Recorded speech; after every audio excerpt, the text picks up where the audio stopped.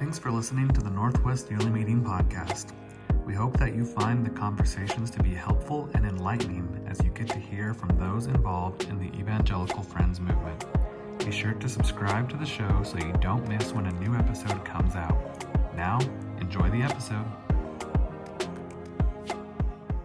All right, well, this is a unique episode of the Northwest Yearly Meeting Podcast because Austin and I are actually in person together. We're in the same room. First time. Yes. We're here and we're not even in our homes or anything. We're here at Quaker Hill Camp in McCall, Idaho.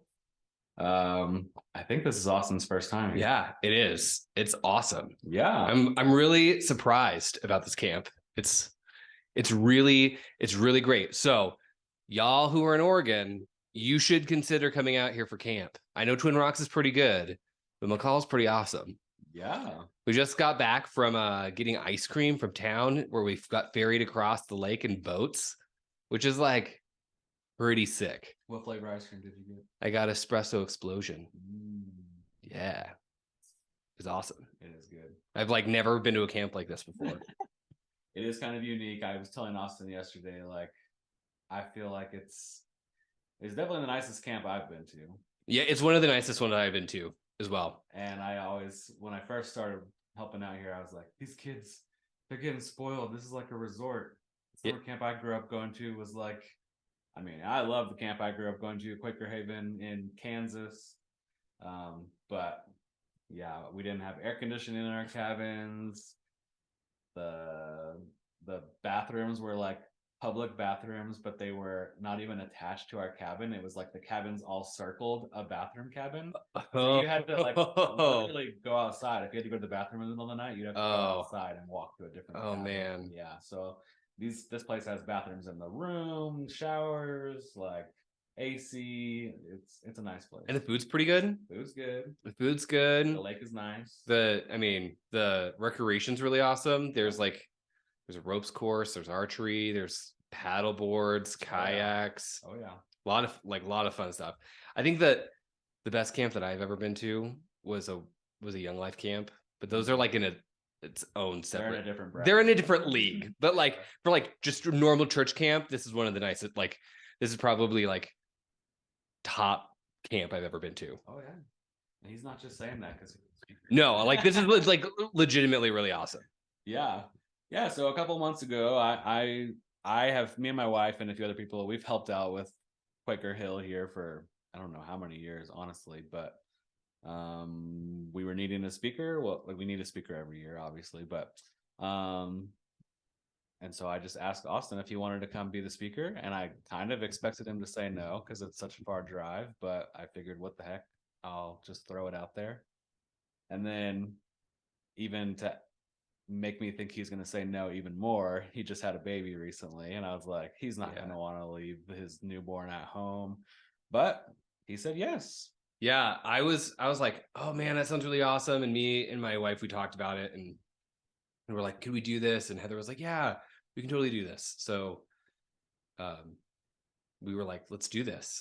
And so she got some support and allowed me to be here, and I'm really excited. It's awesome. Yeah. It's a wonderful privilege and opportunity.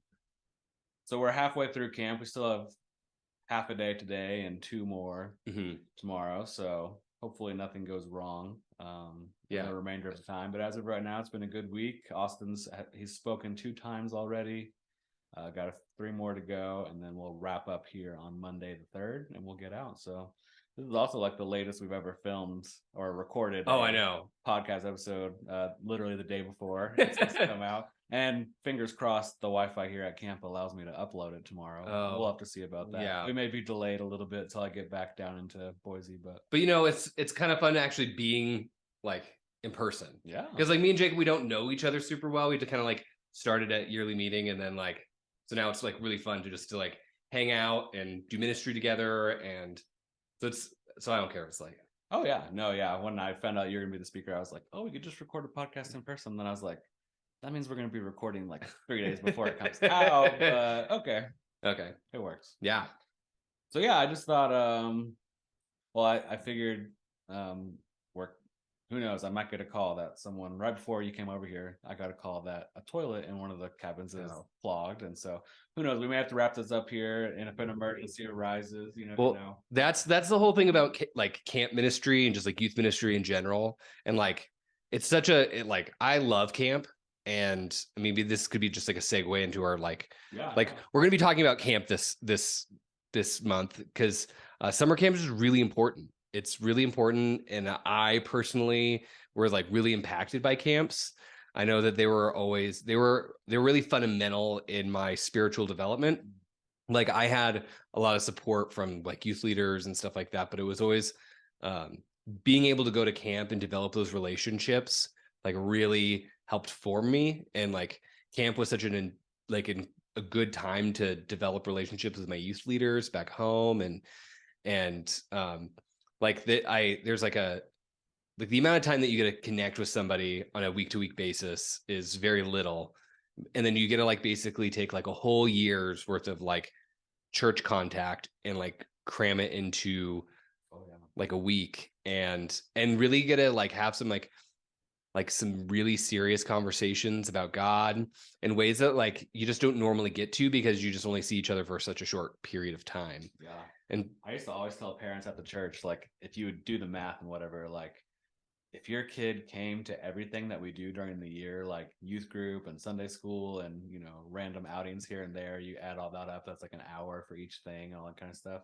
If they came every single Sunday or Wednesday or whenever you do youth group for a year, that's about maybe like 100 and something hours. Yeah. But then if they come to camp for 5 days, that's like already over 100 hours. Yeah. So it really is like you're essentially getting like a year's worth of youth group and Sunday school, like church hours, if you want to put it that way, in 1 week. Yeah. And like, as like, there's reports on just building relationships, like relationships take time.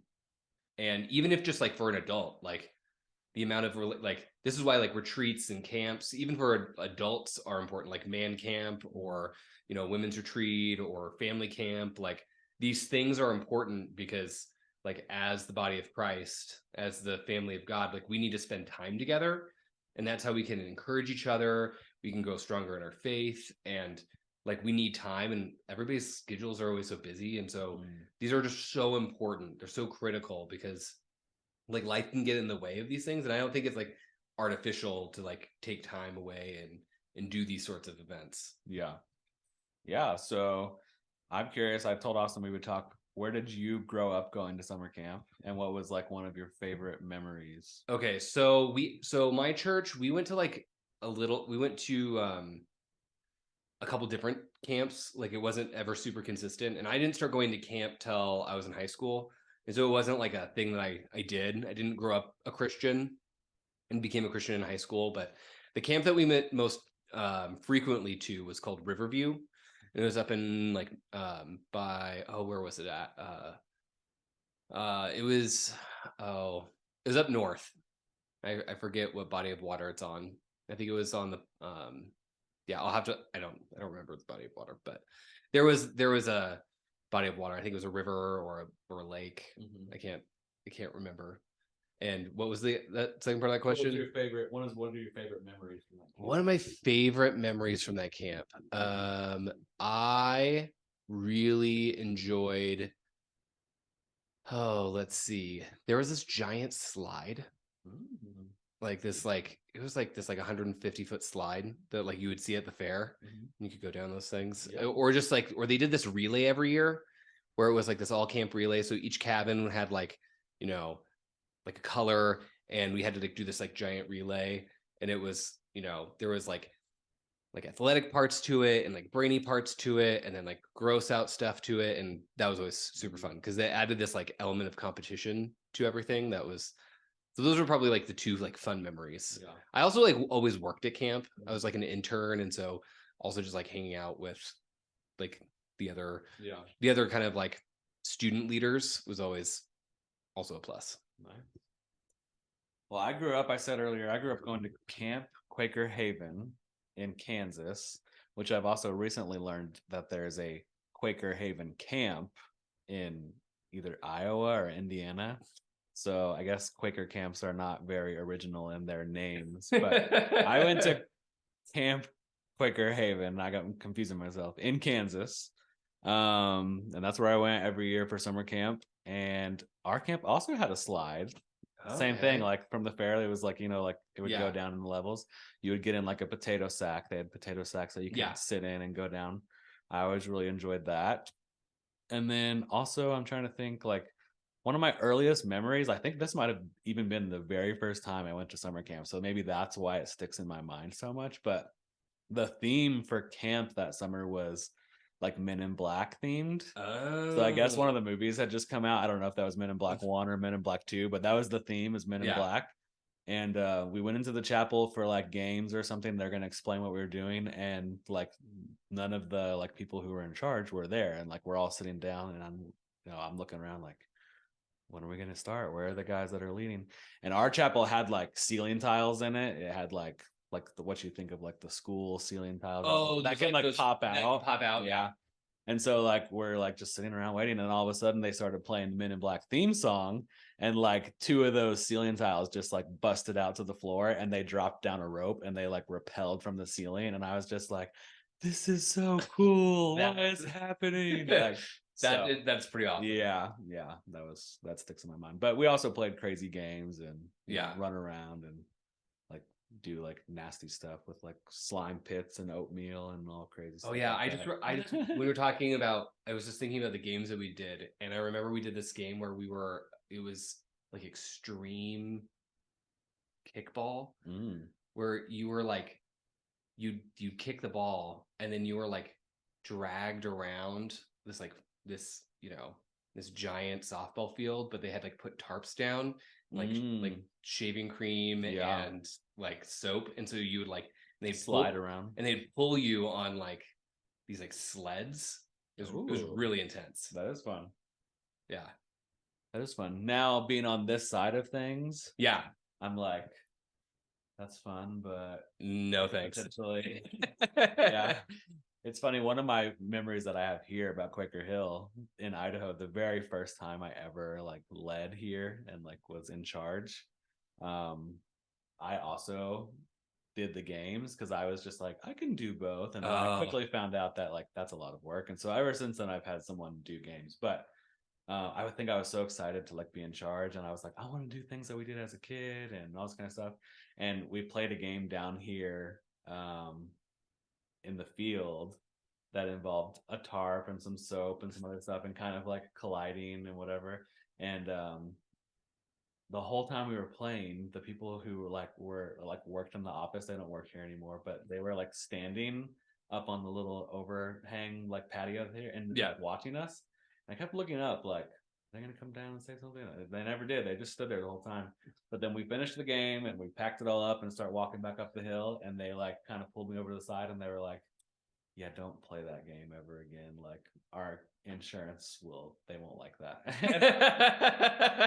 And I was like, okay. And I was, thinking like, man, we played that at my camp all the time and we loved it. So I was like, then either my camp growing up didn't have good insurance, or things have changed. Maybe they had really good insurance. They had really good insurance. Yeah. So I think I told you or someone else, I've been here and spent long hours in the ER with people who have gotten hurt before. So you're telling being on the director side of things, it changes your perspective a little bit on things like that, or just you're the person that has to deal with things like that. Yeah. You were telling me how you had to go to ER the other night, not this camp, but a different one last year. That sounds exhausting. So Austin's the speaker for junior high and senior high camp, and I just wondered if you would share a little bit about what you're speaking about, because I think obviously we're here at junior high and senior high camp, but it's applicable to everybody. So my theme is family of God, and I'm kind of just tracing this theme throughout the Bible from like Genesis to Revelation. And but like for me the topic's really important because when I was a teenager, it was the church that really had a really profound experience in my life. I didn't come from an easy background. I had a very difficult like middle school, high school experience, and it was really the church that like really stepped in to fill the gaps in my life. And I really saw like God working through just like ordinary people. And it really changed me and really formed me. And I really felt how like I came to know Christ, like, and got saved and had like a relationship with Jesus. Like it also impacted my relationships with other people. And I know that there's just a lot of kids who like me come from, less than stellar families, or they've just have a lot of heartache when it comes to their families. And I think something that's just true for everybody. And even though we live kind of in a culture that is very individualistic, is that our families shape us and in really profound ways. And that like our identities in part are influenced by our families. And it's where we feel belonging, or we might not feel belonging, or we feel love or we don't feel loved. And I felt that it was a really topic that, even though like teenagers might not connect with the idea of family, I think that they actually like family is really important if they like stop and think about it. And so I shared for the first night like my story with the kids, and then so now we're kind of going through the scriptures now. And I think it's a really important topic for me. And I especially wanted to just share a little bit of my testimony of the fact that like I know that there's a lot of people who have like really terrible church experiences, but like I think there's a lot of people who have really great church experiences and they don't really talk about it. And like that was something that like made me like feel that the gospel was real. Like people were living it out in my life. And so yeah. I'm excited. I mean, like I said, we're filming right now. He's only done it twice, spoken twice. So yeah, we got 3 more, but I think it'll be good. Well, I've had like really, really great conversations with the kids here. They're really engaged, and they've been asking really good questions. That's something that like has been really great, is that the kids are asking some really profound questions about God and about themselves. Like I remember I had a conversation with someone who was just like, well, why did God made us in the first place? And like, are we just his like pawns? And being really able to like be like, no, you're just not a pawn. Like God created you because he loved you and has a purpose for your life. That's like that, and that you're important to him, not because like you're just his creation, but you're his child. And so it was like, I've had some like really good, like heart to heart kind of conversations, and seeing like the wheels turning in kids. And one of the things I love doing youth ministry, like I did youth ministry in the past. And I think one of my favorite things about youth ministry is that kids are willing to be honest about certain things and be really upfront about it, and being like they're really quick to be like, to be really honest. Yeah. Almost in like a really blunt way. Yeah. Like there's no like hiding it. Yeah. Which is really great, because then you can like have that conversation. Yeah. I actually was talking to a girl this like afternoon, or a little bit before lunch. She goes to Meridian, and I know her a little bit, and so I saw her off by herself, and I was just, how things going, blah blah. And then in the mornings we're doing like some solo time, just like 10-15 minutes, and they can go read their Bible. So randomly, without me even saying anything, she said, I actually read some really messed up thing in the Bible today. And I was like, oh, what? But that's just like going back to your blunt thing. Like she was just like straight up like, I just read something really weird in the Bible. And I said, what did you read? And she said, well, I was reading Genesis, and it was a story about this dad who was going to sacrifice his own son because God told him to, and like he was just going to do it. And then an angel told him to stop. And like, were they just like playing a prank on him or what? But it was like one of those things where it's like, I think a lot of us do think that, like, man, that's kind of messed up for God to ask Abraham to sacrifice his own son. But we wouldn't just say that in church. Like, no. I just read something really messed up in the Bible. But like a kid just, they're just being themselves. I remember when I was in high school and I was reading the Bible for the first time, I read Judges. Yeah. And I got to the part with Jephthah, and he sacrifices his daughter, and I like lost it. I was like, what is this? Yeah. And I called my youth pastor, and it was like 9:30 at night. Wow.